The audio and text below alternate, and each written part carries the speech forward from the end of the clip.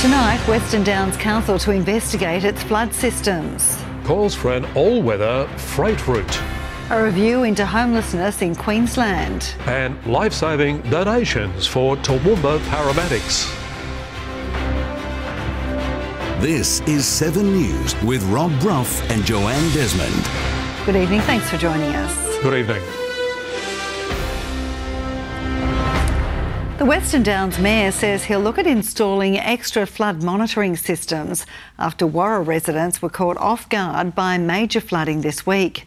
Financial assistance has been activated for those hardest hit as the clean-up begins.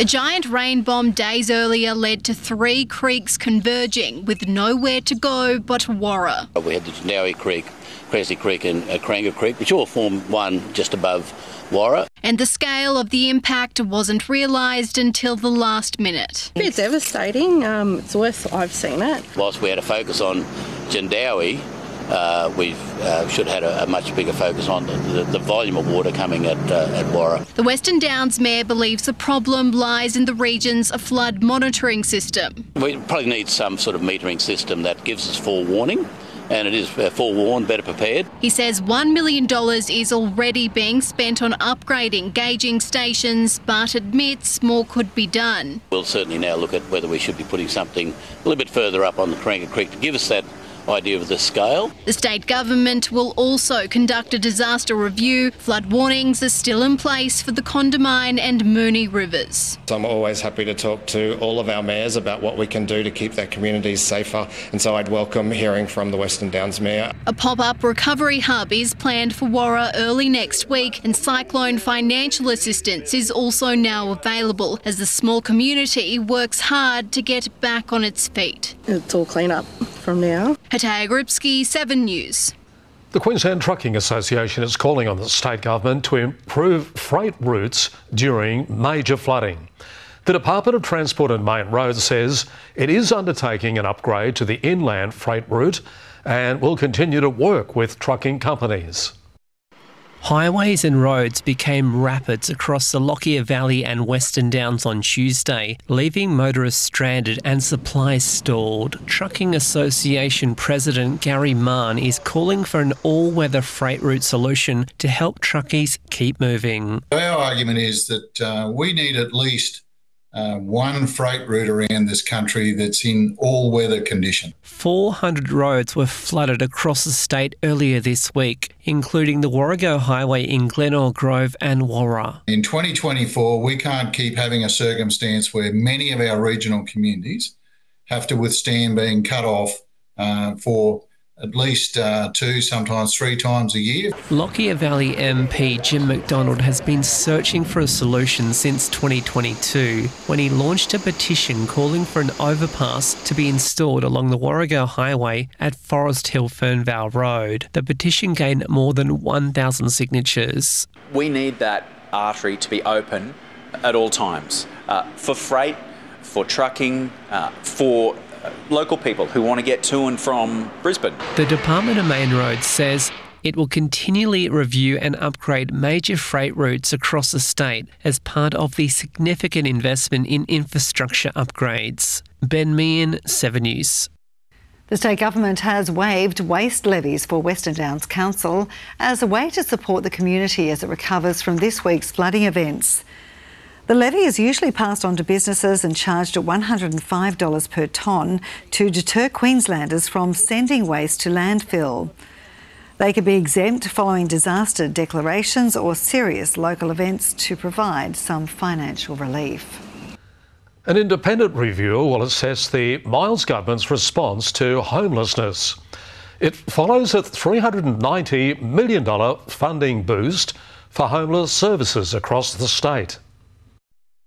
It's a lifeline for homelessness services struggling to keep up with demand. We know better is possible. We know in Queensland this is not good enough. And so we've been asking for extra funding so we can do more. Every specialist homelessness service in Queensland will share in $390 million in state government funding over the next 18 months. That's 90 organisations who'll get a 20% boost to help them support vulnerable Queenslanders who are homeless or face the threat of homelessness. This money gives us hope that the absolutely dire situation we're currently confronting will not continue indefinitely. Premier Stephen Miles has also rehired Anastasia Palaszczuk's Director-General Rachel Hunter to lead a review into the government's response to homelessness. They hadn't settled on an arrangement, so I rang Rachel and she immediately offered to do it pro bono. It will look at impacts for people living in urban, rural, regional and remote Queensland and opportunities for improvement. To make sure that our system is actually acknowledging all of the different needs across the state. We have many organisations in South East Queensland. I want to make sure that regional Queensland is also being served. Georgia Backledge, 7 News. The Australian Institute of Sport has issued new concussion guidelines to reduce the risk of brain injuries in youth and community sports. Current regulations are not consistent across different sports. Paul Caddack has more. The Australian Institute of Sport calling for big changes in how concussion is handled in kids and community sport, saying it's necessary to avoid serious brain injury. The aim to make the guidelines clear and simple, given at the moment different sports have different approaches. There is probably somewhere between 100,000 and 200,000 sport-related concussions per year in Australia. We know one of the greatest risk factors for concussion is someone returning too early from a previous concussion. The day after someone's symptoms clear, they still have a brain injury. They're not ready to go back to sport, and what they need is this buffer period. Key recommendations include a player having a minimum of 21 days rest following a concussion and having at least 2 weeks without symptoms before they can return to contact training. Also advising clubs and schools have concussion officers, which they say would be responsible for making sure someone who's had a concussion is following the guidelines. It comes after growing evidence, growing awareness of the impact of concussion. The move welcomed by former rugby league player James Graham. I think this is a huge step in the right direction, a great resource for parents, because a lot of people that I speak to, they don't know too much about concussion. They're wanting some guidelines. These new guidelines are voluntary. Around 30 sporting bodies have already agreed to them, but many of the nation's biggest sporting codes, including the NRL, AFL, Cricket and Football Australia, haven't yet, saying they are still studying the detail. Thank you, Paul. Thousands of dollars worth of life-saving medical equipment has been donated to our Toowoomba paramedics, thanks to the generosity of a local family. Christine Hanford raises funds every year for the service after her son died from a heart attack. This mannequin is a game changer for those in frontline healthcare and can be used to check blood pressure and airways. It just really replicates what a real person is like. It's been named Cade after a young man taken too soon. We lost our son a couple of years ago, and we know that the ambulance did everything they could to try and save him. The 31-year-old died from a heart attack in 2021. Christine turned her grief into something good through charity luncheons for the local ambulance committee. We raised roughly around about $31,000 or $32,000, which was absolutely amazing. We're honoured that Christine has chosen us to do this and to honour her son, Cade. The money was used to buy the mannequin and 6 razor lifting chairs to help paramedics lift patients after a fall. Using battery power, it lifts a person up to a standing height. The life-saving equipment only made possible through the generosity of the community and a family who has been through so much. To think that he is still ongoingly helping people, has helped save lives. I think that's a really great legacy. Hataya Grubski, 7 News. Yeah, very generous donation. Well, the Toowoomba Roadrunners are the first group to nominate for the Toowoomba Marathon on May 5. It was last held pre-COVID, and organisers are hoping thousands will take part now the event has returned. The course will start at Queen's Park, passing through popular landmarks, including Town Hall, Prince Henry Heights and Picnic Point lookouts. We've got the full marathon for those who want to have a challenge or give that a go, but there's a half, there's 10K, there's 5K and there's a 2K kids event. And to register, visit toowoomba marathon.com.au before March 31. We'll take a break in a moment. We'll check what's happening around the Downs this weekend. And may the odds be in your favour for tonight's Mega Powerball.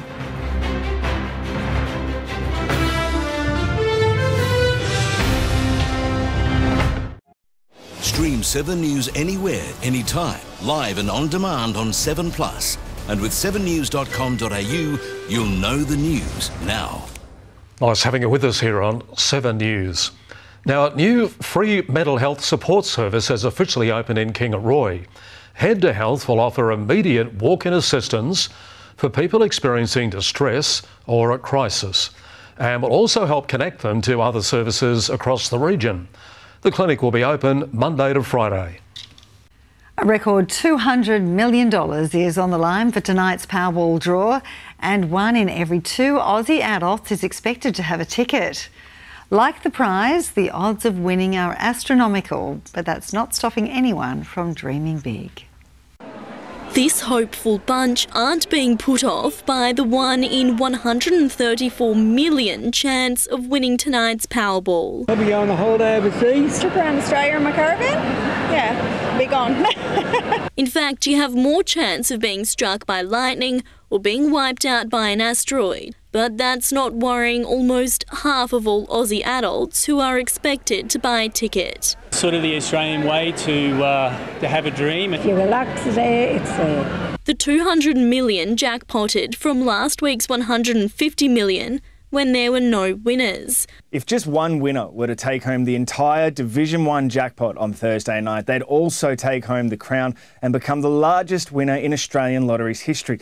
But financial advisors are warning if you win tonight, think about how it would change your life. Yeah, if everyone's looking and thinking, well, you've got 200 million, maybe you should share a little bit of it. And Brenton Tong's advice is, put it in the bank, earn $800,000 worth of interest per month while it sits there. Michaela Fanto, 7 News.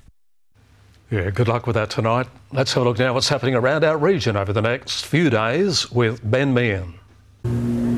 Thanks, guys. There's plenty to do this weekend if you are looking to get out and about. If you love a concert, head to the Empire Theatre Friday night for the popular new show, A Living On Cultural Icon Brings a South Pacific to the Empire. Vanessa Quai and Melissa Buckholes will be performing contemporary pop, gospel and reggae songs from 7:30 p.m. Tickets start at $32 at empiretheatre.com.au. Take a stroll through the Toowoomba Farmers Market next to the Cobb & Co Museum on Saturday. They'll have the best local fresh produce, plants and live music from 7 a.m. to 12 p.m. Darling Downs Veteran and Vintage Motor Club is holding a swap meet at Toowoomba Showgrounds on Saturday and Sunday. Car enthusiasts will be able to swap and sell motor parts, motor memorabilia and tools. Tickets start from $5, and to register, email bookings@toowoomba.com.au. If there's an event you would like us to know about, send an email to newstoowoomba@7.com.au. Have a great weekend. We'll see you again next Thursday. It's back to you guys. Great, thanks for that, Ben. Plenty happening, and there's plenty happening in sport as well. Absolutely, and in the world of Speedway at the moment, lots happening, Luke. Yeah, there certainly is at the moment, Rob. Some Toowoomba hopefuls, they'll be aiming for glory in Maribor this weekend as the Downs also prepares to host its own major event. We'll have more on that next. And the Clydesdale's young gun, who's hoping to follow in the footsteps of his uncle and earn a Q Cup contract.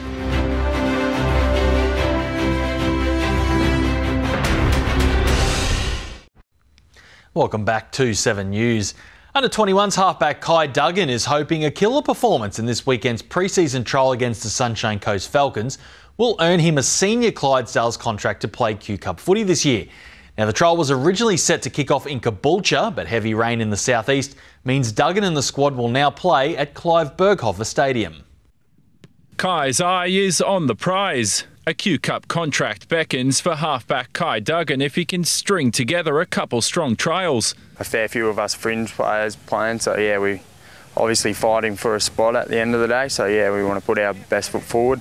Earning a senior Clydesdale deal would mean last year's Colts captain would follow in Uncle Matt Duggan's footsteps. Obviously it's pretty special being from Toowoomba and it's only their second year back, so yeah, hopefully we can do the region proud. You want to play at the highest level you can, so you want to test yourself against better players, so it'll be a good opportunity for us. While Duggan remains on a train and trial deal, he'll be joined by a squad of 20 who'll run out in Toowoomba for the Clydesdales' first pre-season trial after the game was shifted from Caboolture due to heavy rain and flooding. It would have been a big occasion for them. I don't believe the Falcons have played there in the past, so yeah, it would have been really nice to keep it local, but thankfully Toowoomba survived the drenching. It's good we don't have to travel, but it's good to be in Toowoomba in front of the home crowd for the first game of the year. Brock Paddy is another Clydesdale forward who arrives from last year's Colts program. He's also hoping to make his cup debut. Kick-off is 6:30 p.m. against the Sunshine Coast Falcons. They're affiliated with the Storm, so they got some good players that go down there and from down there, so they'll be definitely tough to beat. Jonathan Simon, 7 News. Well, former world title contender Stephen Spark has swapped the boxing ring for the housing market, announcing his move into the equally competitive world of real estate. Now, the boxing legend famously retired from the sport several weeks ago and is keen to embrace a new challenge with local agents' hot property. But I knew it was time for me to make a life change and focus on family, and now focus on, a new job and a new direction. And for me, that's real estate. Well, known as the Viking, the Toowoomba local had a professional record of 16 wins and 3 losses and reached a career-high ranking of 8th in the world. Spark will continue his connection with the sport as a specialist coach for the juniors in the region. Well, Toowoomba Speedway is just over a week away from hosting the Production Sedan state title, but there's still plenty of action across the classes this weekend for drivers and fans. Gympie Speedway is hosting its Brian Leroyd Memorial Night, and Maryborough will hold its biggest sprint car event. The V8 sprint cars are back at Maryborough this Saturday and are raring to go. It's just the sound and the rumble of the V8 engines. A lot of people love the sound of a V8 engine, so yeah, they put on a pretty good show. It's the biggest field of sprint cars we've had in quite some time. Due to the 30th of December got rained out, so we've run them again on the 3rd of February, so it's going to be a pretty big action-filled night. 40 drivers have signed up. There's a lot of good contenders there and a lot of good drivers going to, want to be out front. And with drivers coming from across the state, it's not just the sprint cars taking centre stage. We got the Lightning Sprint title as well, so there's a field of them as well, and also we've got micro sprints and Formula 500s running as well. We've got people coming from Cairns, we've got people coming from Toowoomba, Brisbane and that sort of stuff. Spectator entry opens at 1 p.m. with racing starting at 4. Gympie's Mother Mountain Speedway is also in action this Saturday with plenty of sedans ready to race ahead of next weekend's Production State titles in Toowoomba. Jack Lewis, 7 News. Always fun for the spectators, that one. Don't forget your earplugs, eh? Yeah, of course. All right, we'll stay with us. The weather's up next with Livio. That's coming up straight after the break.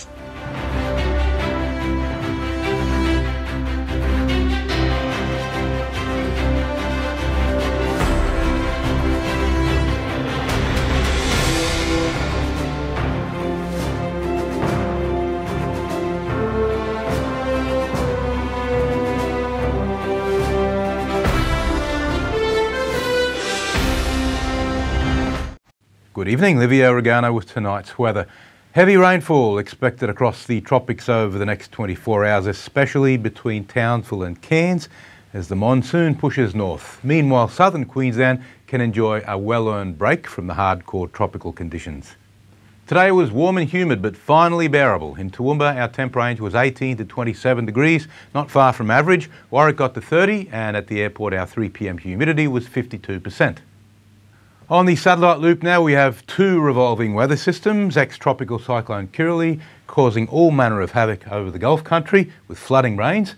And then we've got the second vortex just off the Capricorn coast. That's associated with the heavy rain that was recently affecting southern Queensland, and the system's now gone out to sea. There's a big broad storm band between those 2 systems, which represents the monsoon, and it's moving north, about to bring heavy rain to the tropical parts of Queensland. So today's chart, they're the 2 lows I was talking about, joined up by the monsoon trough That trough a couple of days ago was a lot further south. It's pushing north now, and what's happening is we have the southeasterly trades converging into the northwest monsoon winds coming from the other side, causing a fountain of rising moist air, and that's the band of heavy rain. Now on tomorrow's chart, that monsoon trough moves a bit further north, so now the band of heavy falls, for which there's a severe weather warning, will be between about Cairns and Ayr. Then on the outlook chart, as the trough continues to move north, the weather does start to ease right across Queensland, but we do still have quite humid conditions across most of the state. Darling Downs and Granite Belt, a sunny day, though that major flood warning continues for the Condamine. Dalby 35 degrees, 37 for Goondiwindi, Toowoomba 32, Warwick 35.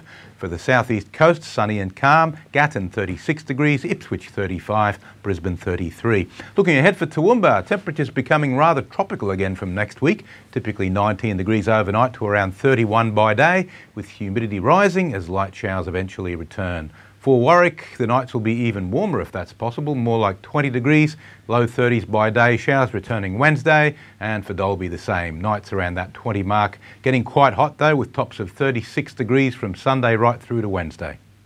This map shows the average temperature across Queensland for January 2024. Yellows and oranges represent up to 3 degrees above the historical norm, and that covers most of the state, so yep, it's been toasty.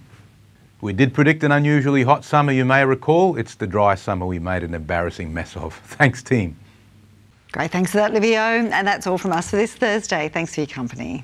And a reminder, if you'd like to watch anything again, pick it up on our 7plus app or our page 7news.com.au.